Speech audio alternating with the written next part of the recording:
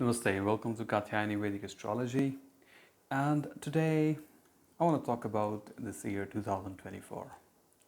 So let me ask you, how's it going?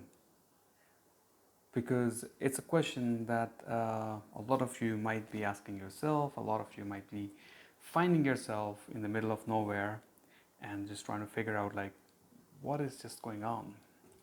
So let me introduce you to what is going on astrologically.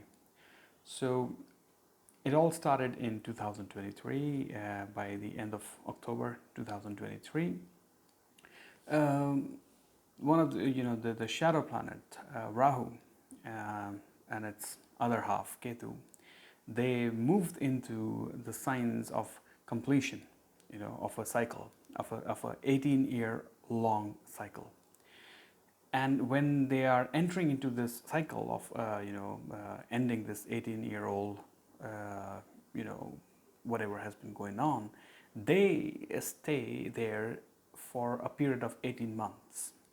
So starting November 2023, a lot of changes, a lot of disconnections, a lot of just abandonment, you can say, disconnect, isolation might have begun, for not just one aspect of your life, could be any aspect of your life depending on your horoscope. Why? What is happening basically? Basically, this is a time period when Rahu and Ketu, these are two karmic planets which are responsible for giving results immediately. Like Saturn is also a karmic planet, but it moves in a different way. But Rahu Ketu is like express karma. So they have been accumulating for 18 years. They have been causing up and down what they want to cause since last 18 years, and they will continue to do that. But this is a time when they actually do a recap, when they actually do analysis, a reanalysis, and also where they check with you and show you what you have been doing, and they want to check with you and ask you to see that have you learned the lesson yet or not, number one, and then did you fulfill the karma for which you were being put in a certain situation. Because the interesting thing is that both the planets are wanting us to do certain karmas, but both of them are not letting us do karmas which are connected with either of them. Like, for example, Rahu wants to finish, or Rahu wants you to do the karma that you owe to him, and Ketu wants you to do the karma that you owe to him. But collectively, they don't want to help each other. So if you are doing something that Ketu wants you to do, and you're doing it quite well, Rahu would like to interfere, and vice versa. So, for example, like Rahu is in the sign of Pisces. Now, Pisces is a very, very spiritual sign. It's a moksha sign, like moksha trikona, meaning like it's a sign which is connected with letting go, which is connected with higher connections, spiritual ascendance. Connecting with the God element, you can say. It's a place which is not really on earth and not really in heavens, but somewhere in between. So it's a place. It's a place from where you can step up, to the next level. So Rahu is in that sign. So in that sign, what it really wants, it really wants us to level up. It really wants us to go forward. But at the same time, its other half, Ketu, is in the sign of Virgo, which is not anything like the sign of Pisces. It is completely opposite of it, because Rahu is probably moving beyond, and Ketu is coming back into this body, feeling the pain, the pleasure, the filth, the goodness as well of this body, of the life on this planet. And Rahu is moving us towards a different dimension, towards a new realm, a new world. So it wants us to prepare ourselves to enter into the new world. And Ketu is telling us, like, no, first take care of this thing. So if you try to move into the new world, Ketu tries to bring the old baggages if you go and if you're working really well with the old baggages, Rahu comes in and says like, how long are you going to do this? Let's move forward. So there is a contradiction in what we're doing. There's a contradiction in a way. It's like a bit paradoxical. Like, you are, if you're trying to make one happy, the other one goes unhappy. So because of this, like, there's a constant tug of war. There's a constant tug of war within what your heart really wants and within what your mind wants. So for every zodiac sign, they are working very differently. There was a certain research that I have been doing for some time now, and I have come up with certain empirical formulas by which I am calculating the actual, you can say, a timeline, which can be called a time wrap, or which can be called like a vacuum, where the calculation, the regular calculations of the zodiac and regular calculations of how these planets and the nakshatras are giving results, I have actually gone a bit more, one step further into it, detailing it and finding the exact spot or exact formula to calculate what is it, when is it, and how is it that these karmic planets wants us to interact and align ourselves with the timeline. So it's a work in progress still. I have created the formula, but I want to practice the formula on an X number of horoscopes, for which I'm actually inviting you to share your birth details if you'd like to be a part of this research. This is not a reading. I will not be giving you a reading. This is more of using your birth details to create your horoscope and apply the formula to see if it fits, if it works or not. But this is for some other day. I will talk about this also. But for now, the important thing that I want to share with you is like what is happening between, for all the zodiac signs, what is happening with this intensity, with this intense Rahu Ketu tug of war, and at a very, very crucial place, because this is a place this is like a evaluation of last 18 years. So have we learned our lessons? Are we following the same patterns to enter into the new world with the same patterns? Because since it is in the sign of Pisces, Pisces is all about letting go. It's about detachment. It's about isolation. It's about abandonment. So are we abandoning ourselves, or are we actually moving out of a certain pattern? So that is what is happening right now. So if I have to look at it from individual zodiac signs, so I can start from like people who have Aries rising sign. So this is a rising sign that I am looking at from, not from sun or moon sign.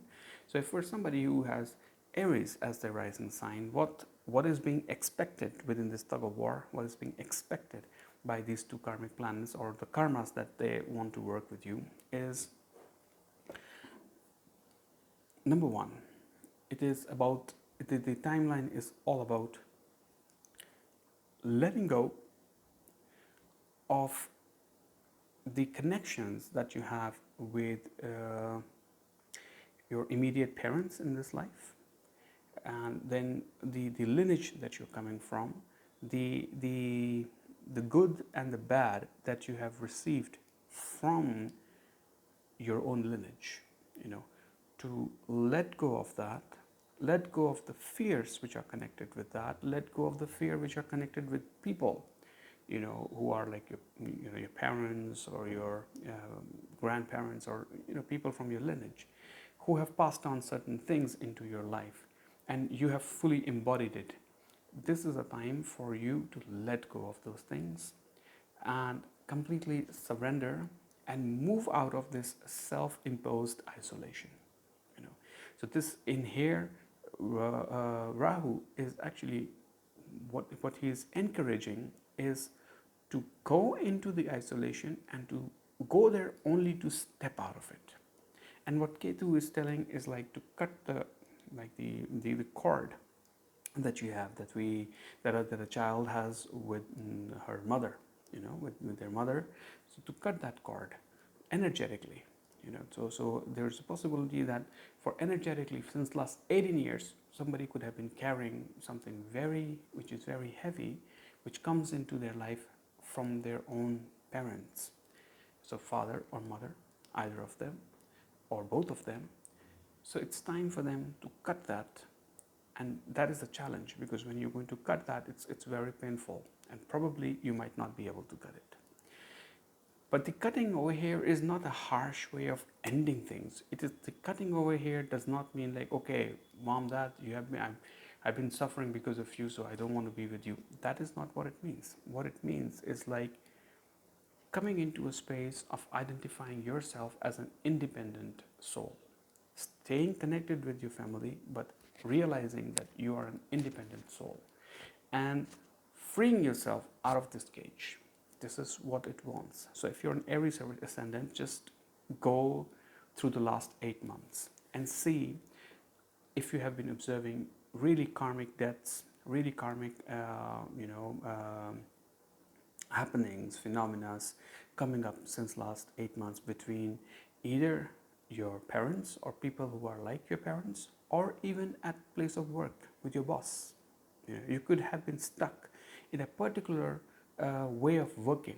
It's not necessarily a particular person who's your boss who treats you like this. Even you could be your own boss, and you have been maybe treating yourself in such a way in which from which you need to come out. So that is for Aries ascendant. For Taurus ascendants, for them, it is about coming out of the idea of becoming a leader who has to be followed. Instead of that, it is about coming into a place where whatever you have, whatever good, brilliant information you have, share it. Build a strong network through which you are sharing your information. So instead of becoming like this, you have to become like this, meaning your energy is flowing in all channels in all different directions. But the challenge could be that instead of becoming like this, you could become like this. You could feel like concentrating all the energies within you. You might feel like, okay, I have done a great job, I've been working for a long time now. I want somebody or people to see me, identify me, follow what I'm doing, and appreciate. This is not the time for that. This is not the time to get your ego massaged. This is the time for actually spreading. This is the time for actually opening your channels, identifying, learning about new channels, and allowing your energy to flow through that. This is for the Taurus ascendant. For Gemini ascendant, it's really interesting, the balance between home and work. Simple. The balance between feminine and masculine. They are Rahu and Ketu, both of them, what they are focusing on is how do you communicate with your inner masculine and your inner feminine. Also your external masculine and your external feminine, meaning how do you communicate with yourself? How do you communicate with your own needs? How do you communicate with your own energies? Are you suppressing your particular, any one particular side of yours, like your masculine or your feminine? And also the same thing at work. Are you so much devoted to your work that you are completely ignoring your home life, your family life, your home? Basically, it's about the balance between home and work, identifying that you need to be at both the places simultaneously, equally, and not escaping either of them. For Cancer ascendant, this becomes a really interesting challenge between finding your courage and at the same time sticking to your dharma. A lot of time, sometimes, we feel that like, I need to be brave. I need to be brave and take this step, take this leap and do something, which might be completely opposite of what your dharma is. So for example, if you are a doctor and your dharma or your duty, responsibility is towards your patient's wellness, and your responsibility is towards protecting their health. And then you suddenly decide, like, being a doctor, yes, I can save their life, but maybe I should like just go beyond being a doctor. Maybe you're a heart specialist, and you have all the qualifications for the heart, how it works, but probably you do not have qualification for psychology. And you decide, like, okay, I am a doctor, I want to cure, I want to make I want to be more courageous, I want to take the risk, I want to do something. And because of that, you suddenly assume yourself to be a psychologist, and you start adding your own psychology without having any connection, without having any information about it, just because you want to experiment, because you feel like, oh, okay, something new, I want to try. So bringing a balance over here, sticking to your dharma, sticking to what your dharma is what this timeline is all about. Being courageous, being trusting yourself, trusting your own hands, trusting that you can do things is beautiful, but at the same time without compromising on your dharma. That is for the Cancer ascendant. Then comes Leo. So for Leo ascendants, it's all about going inwards, finding your resources, bringing them out. It's all about connecting with your inner guides, connecting with your inner self, connecting with your inner demons as well. And learning how to use them as your own resources.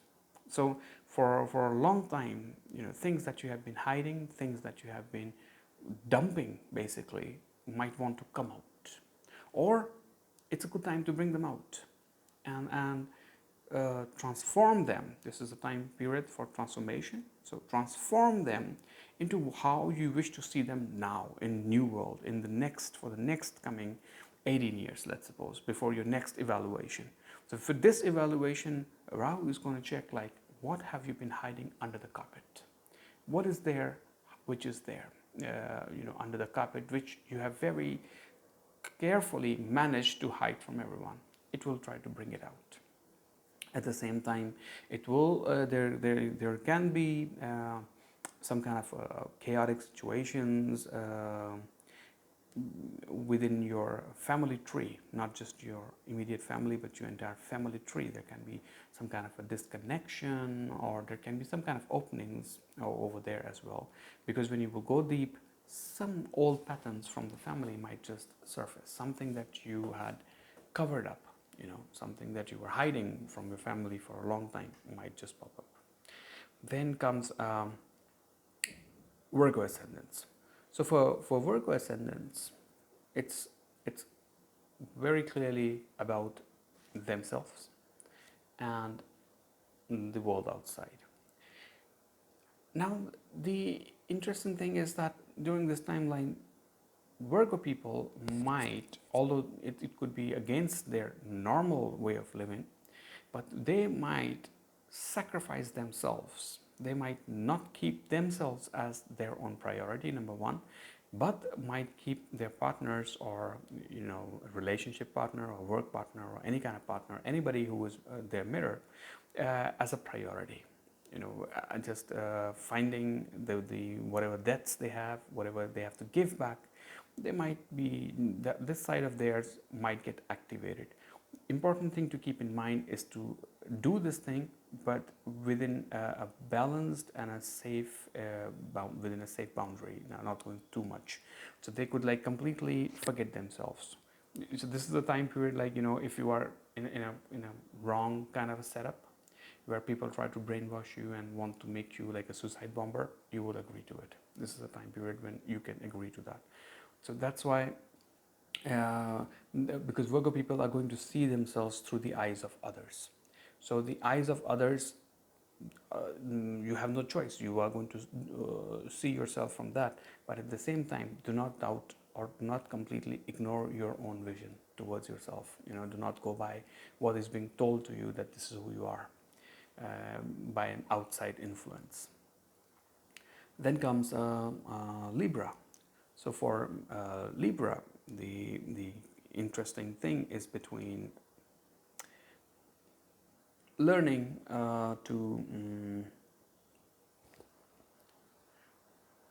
learning to appreciate the blessings, the healing, the cleansing that you have received in last few years, and instead of detaching from and running away, saying like, okay, this is not going to work, or this is like blah blah blah, just going into your own stories and hiding and running away. More importantly, you need to come face what you have been hiding, what you have been, your own inner filth, your own inner demons, your own inner illness also. This actually, it's about like the illness that you could have had, to bring it out, not to be ashamed of it, and instead of abandoning it, accept it and cure it. So Rahu wants to give you healing. Basically, it wants to give you healing, but it will give you healing when you will stop abandoning yourself. Or if you have been abandoning, if you have been covering up, pretending like you have something, but it could be mental, physical, it could be just you hiding, running away from your hometown, like living in some foreign land, or just not connecting with your roots. So here, Rahu is giving you an opportunity to connect with your roots.